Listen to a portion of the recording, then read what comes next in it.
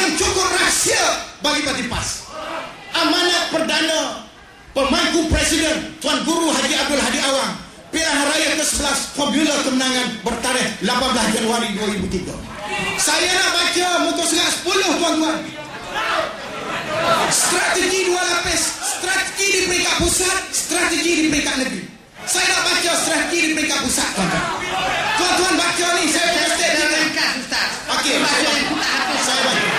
Nombor 3, justru kerana isu negara Islam dan pelaksanaan hudud dan syariat menjadi punca perpecahan barisan alternatif dahulu, maka PAS perlu membuat satu pengorbanan dan ijtihad besar untuk tidak memasukkan persoalan negara Islam dan pelaksanaan hudud di peringkat federal. Untuk tidak memasukkan. Peruntukan mengenai Islam adalah mencukupi sekadar apa yang telah termaktub dalam perlembagaan persekutuan dan seperti yang diamalkan kini di peringkat federal. Cuba amal juga. Dan satu lagi, Tuan Moderator, seandai menang dalam pilihan raya akan datang, BA atau pembangkang akan menubuhkan sebuah kerajaan demokratik dan adil di peringkat federal atau pusat yang mendokongi perlembagaan persekutuan yang sedia ada. Mana dia perlembagaan jahiliah, tauhid, kufarnya? Nampak supaya kita buat juga. Sekian. Terima kasih. Tuan-tuan dan hadirin hadirat sekalian, saya kalau boleh menambah sedikit yang disebut oleh Al-Fadhil Ustaz Effendi tadi. Saya lihat, saya perhati bahawasanya perkataan negara Islam, ini saya sebut dalam balik tulisan, perkataan negara Islam ataupun Islamic State ialah perkataan yang agak baru dalam wacana ilmu Islam. Dahulu dalam kitab-kitab lama mereka hanya menyebut Darul Islam, Darul Kufur, daerah Islam, daerah kufur. Tidak ada lagi perkataan Daulah Islamiyah, negara Islam. Tetapi apabila jatuhnya kerajaan Turki dan kemudian dunia Islam cuba nak membebaskan diri dari penjajah, perkataan negara Islam itu muncul. Perkataan negara Islam itu muncul dan Islamic State itu mula muncul dan mula gerakan Islam menyebut tentang Daulah Islamiyah. Saya fikir pada Ustaz Effendi dengan saya kalau boleh bersetuju, kita jangan, mungkin kita tak payah bahas sangat pasal istilah negara Islam ni, tapi kita bahaskan siapakah yang menunjukkan kesungguhan yang lebih dalam sana. Saya tidak kata mana-mana lah, ini sangat umum.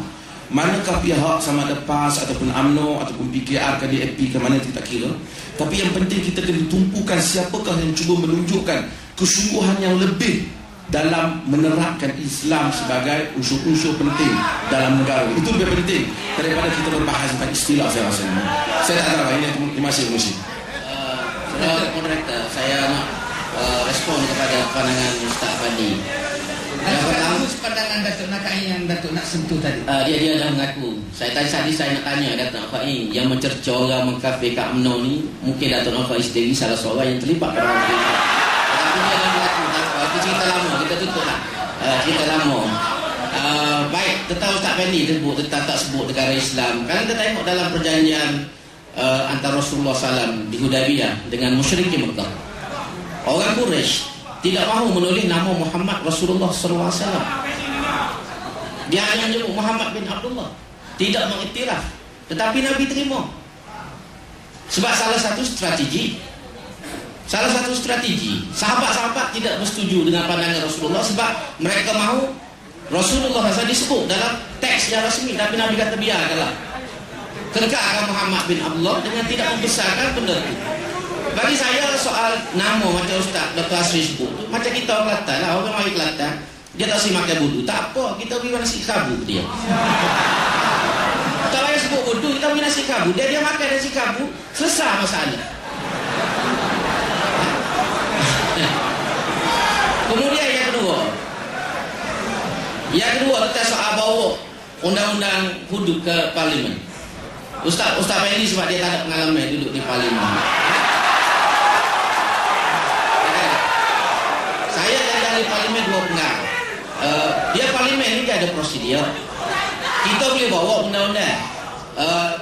Datuk Seri Presiden PAS pernah membawa undang-undang murtad ke parlimen. Undang-undang personal bill ke parlimen pada sesi belanjawan pada waktu itu, iaitu lebih kurang 2 bulan kita bersidang. Tapi ini Datuk bukan soal undang-undang murtad, undang-undang. Nanti dia nak cerita. Sabar. Bila undang-undang murtad dibawa sampai akhir sesi parlimen 2 bulan itu undang-undang tak naik. Sebab dia kaedah di parlimen, personal bill mesti disokong oleh menteri. Menteri kena beri laluan, menteri agama mesti beri laluan, barulah kita boleh bentang undang-undang di parlimen. Sekarang ini saya nak tanya Ustaz Randy ini, adakah Presiden UMNO bersedia memberi laluan kepada kita di parlimen? Kalau Presiden UMNO Perdana Menteri Malaysia bersedia memberikan ini, kita boleh. Tetapi ada usaha di pihak PAS untuk membawa orang-orang undang-undang negara Islam. Dia bukan soal itu, kita itu kita telah bicara secara personal. Tetapi kalau di Kelantan pun ditolak, apa lagi di peringkat pusat? Kalau kita nak duduk di tangga pun tak boleh, nak naik atau ngomong lagu mana?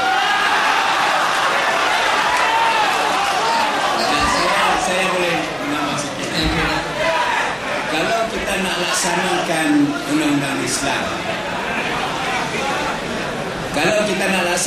undang-undang Islam, tak perlu kita, kalau tak boleh di peringkat federal, kita buat laksanakan undang-undang Islam di peringkat negeri. Apakah itu dilaksanakan itu? Apakah boleh dilaksanakan undang-undang Islam di peringkat negeri tanpa pusat daripada pusat? Kita boleh laksanakan, umpamanya dalam soal pendidikan Islam, itu adalah kuasa kerajaan negeri dan ia boleh diislamisasikan pendidikan Islam di peringkat negeri. Tapi sekarangnya kita nak undang-undang Islam itu hudud dilaksanakan. Tidak ada pula arahan Al-Quran supaya apabila kita nak laksanakan undang-undang, kita mesti laksanakan hukum hudud dulu. Kita boleh laksanakan apa-apa juga undang-undang Islam di peringkat negeri seperti undang-undang tanah dan sebagainya. Jadi bagaimana pandangan Datuk apabila PAS berjuang untuk menegakkan undang-undang hudud dari undang-undang Datuk tersebut? Bagi saya, apabila PAS mengukakan undang-undang hudud dan dia tahu bahawa masalah itu berat, dan dia juga tahu bahawa kerajaan persekutuan tidak bersedia untuk mendahulukan pelaksanaan hukum hudud, nyatalah bahawa tujuan mengukakan hukum hudud itu adalah manipulasi politik saja, bukan betul-betul melaksanakan.